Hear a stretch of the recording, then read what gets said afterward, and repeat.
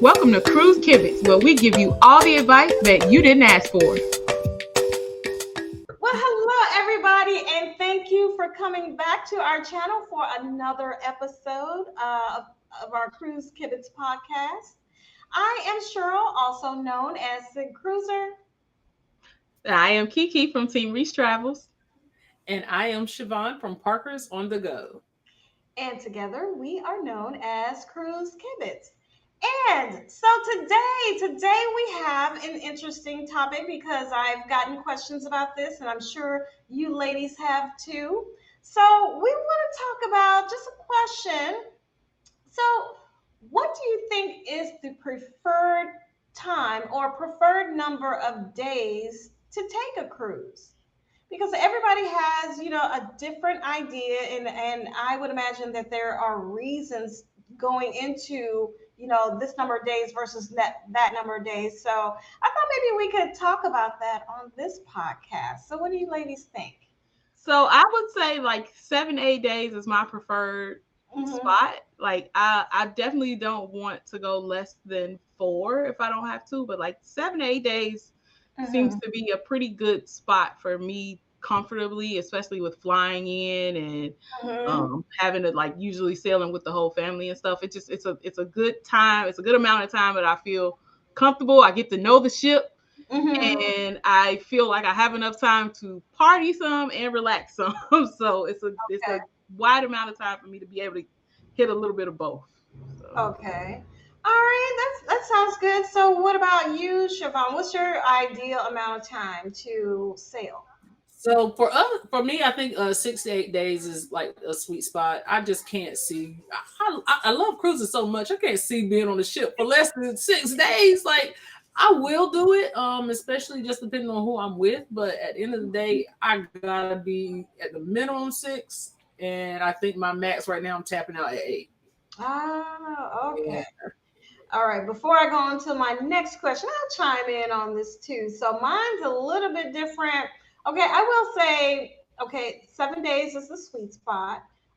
Can I do more? Yes. I think I would be able to do, a 2-week cruise. What's my shortest amount? I think I could do a 3-day cruise. I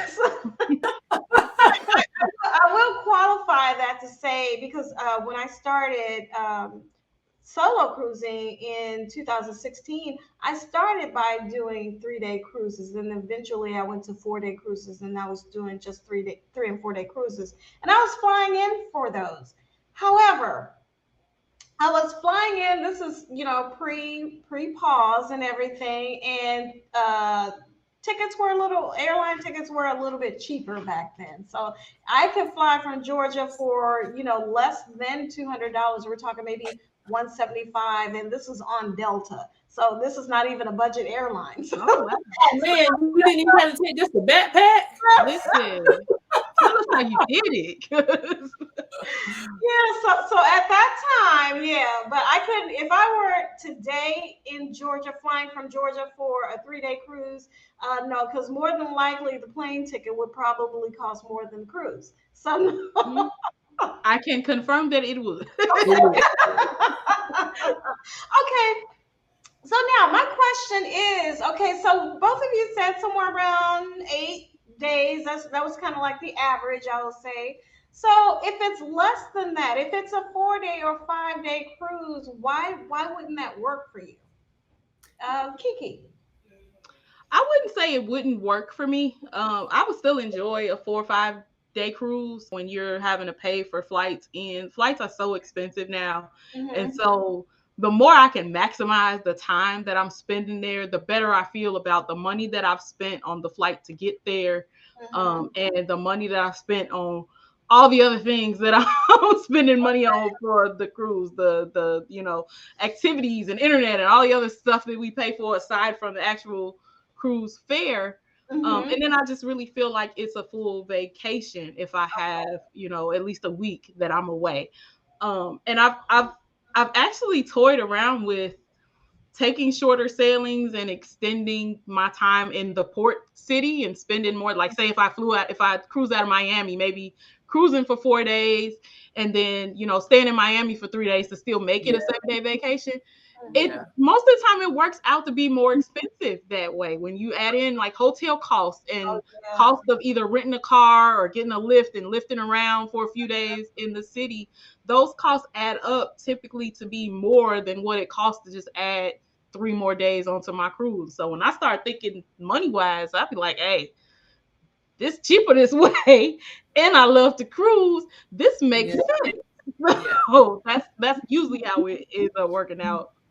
And I would say that one time I did price that like a weekend in I think Miami or a southern Florida city versus a weekend cruise, and it's just kind of crazy when you think about it how a cruise is cheaper than just staying in the city, for a weekend, and it's the hotel prices, the food, and everything, and yeah, a cruise has a lot of value for a short amount of time.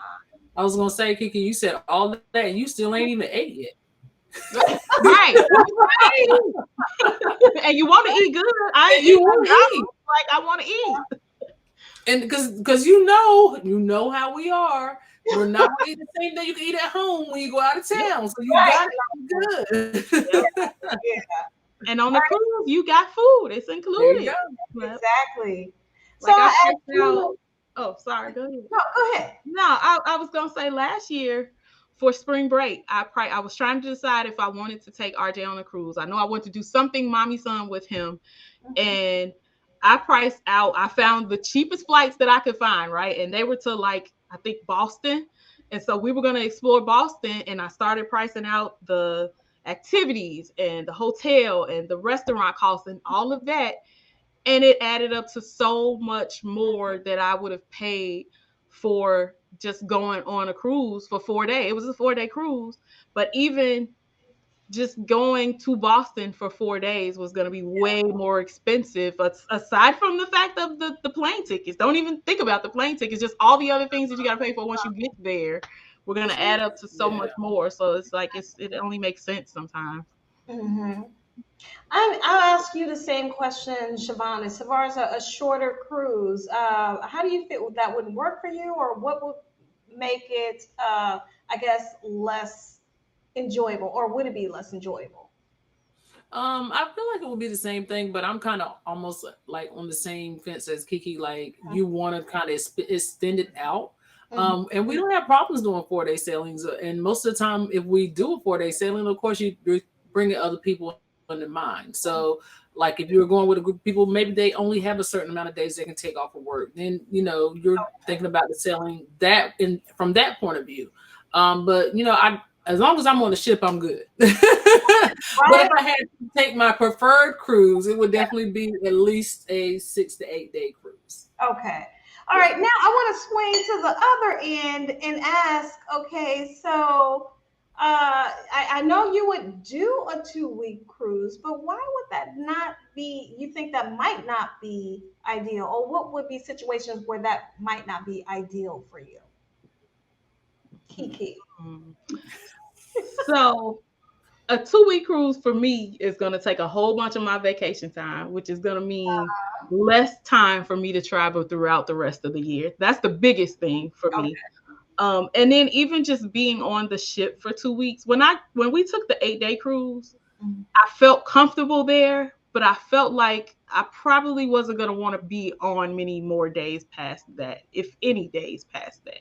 I start to feel like I just want to be on land. And I know we stop in port cities and stuff, but I start to feel like, okay, I'm moving too much. Y'all know I get motion sickness sometimes when I'm on the ship. That's a factor in it as well. And then I'm sailing with my son a lot too. And it's more time away from school for him if we do a longer sailing. And then it also becomes us, even though there's kid clubs and things like that, we don't want to drive RJ to the kids club all day long. And that means there's 3 of us together in this room, and y'all know cruise cabins ain't big. A whole lot of days of 3 of us together in a cabin. in a cabin that ain't that big. Even if you only in there at nighttime, it gets to be a lot. You sharing a bathroom. You trying to. Everybody got their own sleeping habits. We used to. Me and Ray being in our own space, RJ being in his own space. He got his video games. We got our conversations. Can't have the same conversations with a kid in the room as you could when you in your own bedroom. So like all those things play a factor into it for me. And Siobhan, you? Ditto. Hey. Ditto. It's that, and also, let's be transparent here. We're all adults. We can have this conversation. Yes. Cruise food wreaks habit on the digestive system sometimes. It does. And regardless of how many port cities you stop in, and you could probably eat off the ship, 9 times out of 10, you're probably not going to, because your first thought is the food is free on the ship. So it starts to mess with the system. Mm-hmm. Sometimes you need to go home and reset. And if I'm on a ship for 2 weeks, I don't know how I'm surviving it, and my poor husband ain't gonna survive it. I'm just being honest. And as he deep sighs in the background, it's just like, but I'm not the only one in that position. There's people out here with medical conditions, they probably can't. And there's reasons why. Everybody has a different reason why, but I keep saying I want to take a cruise to Hawaii. Well, a lot of those cruises are 7 to 12 to 14 days because they stop every single day around the island. I feel like I could survive that because they stop every day around the island, but in my mind, I'm thinking I can eat when I get on the ship. So, it's honestly everything that Kiki said. Absolutely, I could not have said it better. But that's the one thing I think that would probably keep me from sailing any longer than that. Yeah. And I guess I'll chime in on me. I feel like, I could do, any number of days. Like I said, 3 to 14, I could do it. However, I have to agree with you on the food, especially with having food allergies, because as I saw on our last cruise, even when the food is good, a lot of times it may be the same thing over and over. And I can imagine having 14 days worth of the same food over and over again. So that was even when I'm home, and I get stuck on a certain thing for a number of days or a certain period of time, and then there comes that day, the next day, all of a sudden I don't want to look at it, I don't want to see it again. I just don't want to taste it again, and that would be, I can see where that would be hard to get away from or hard to deal with on a longer sailing. But for me, it's I think one thing about being a solo cruiser, there are some things I think that you don't have to deal with, like being in a cabin with other people. So you have all the space. All the space is always going to be there. As far as not having conversations, well, you can have any conversation you want. Don't worry about that. Who gonna pet you, boo? Who gonna pet you? Oh my goodness. But the next question I have, so who do you think a shorter cruise might be ideal for? So I think a 4-day is perfect for a first-time cruiser. I wouldn't even suggest a 3-day. I'm gonna give you a little backstory. Okay. When I finally convinced my husband Ray to go on a cruise, he would only commit to a 3-day cruise. I said, Ray, don't do this to us. You're gonna be mad. You're gonna be upset. You're not gonna like that you have to get off after 3 days. As soon as you unpack your stuff, you're gonna feel like you gotta pack it back up. He's like, it's too much water. I'm only doing 3 days. Do y'all know that man was trying to book another cruise before we got off that ship and was so mad that we have to get off on that third. It was the biggest I told you so ever in the history of our relationship. He was like, I don't know why I did this, but that's what it is. 3 days is too short.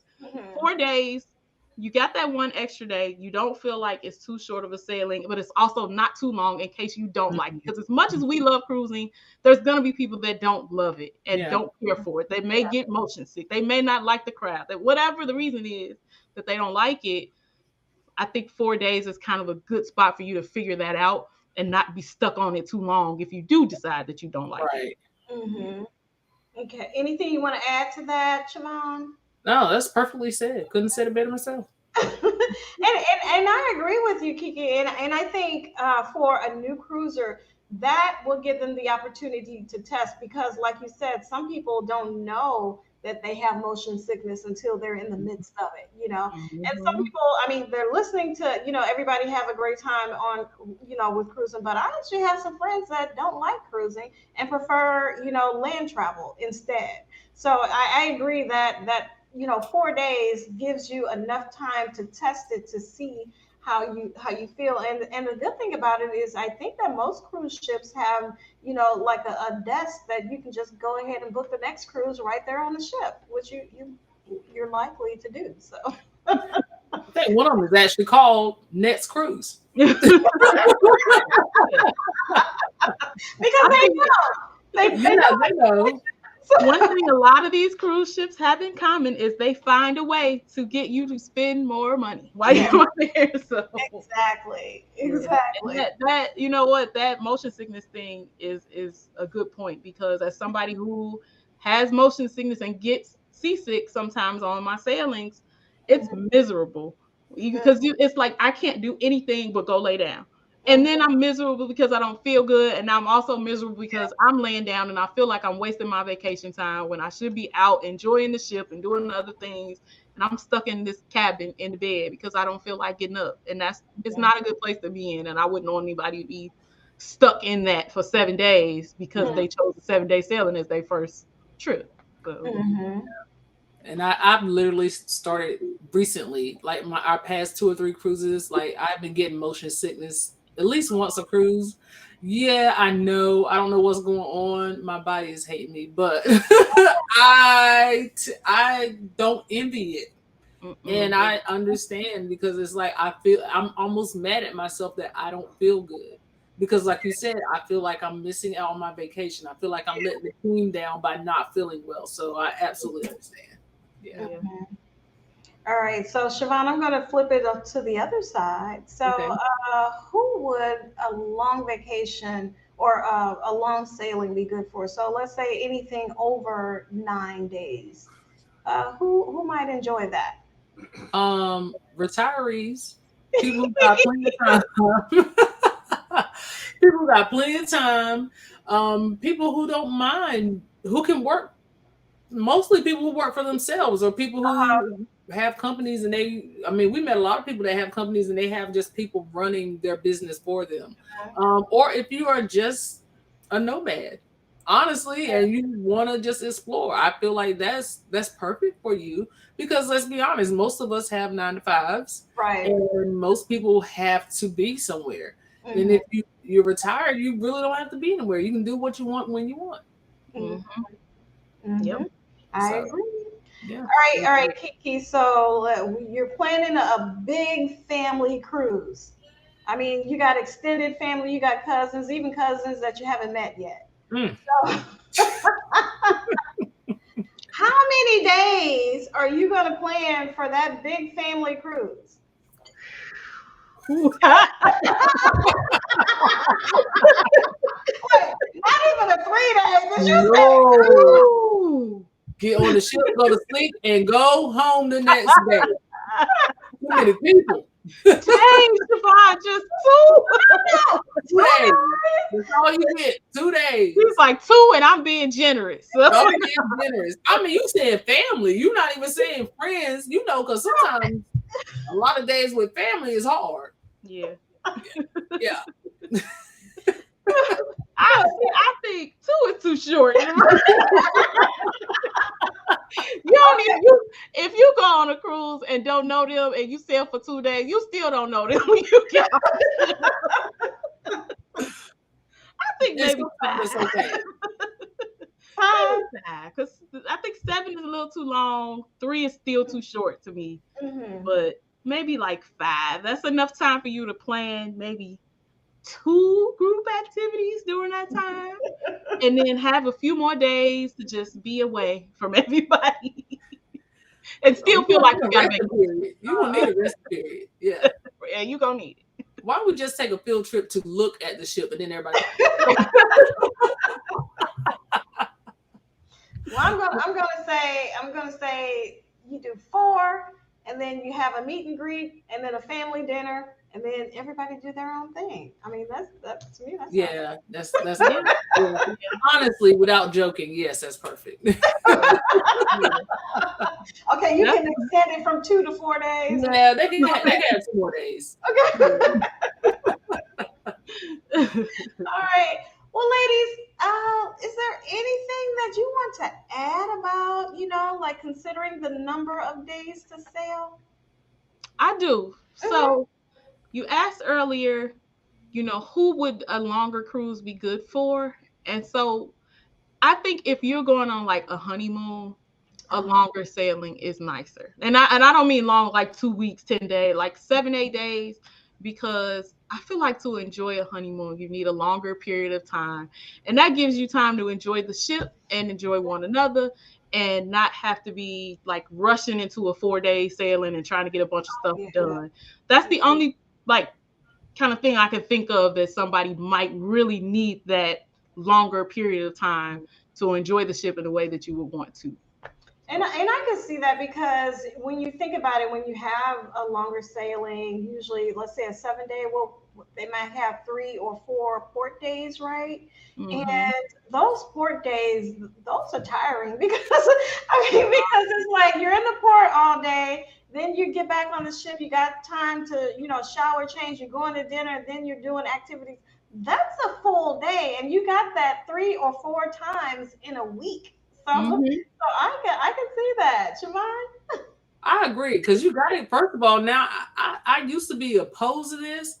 I actually don't have a problem with a midday nap on a cruise anymore. Whoa! I don't.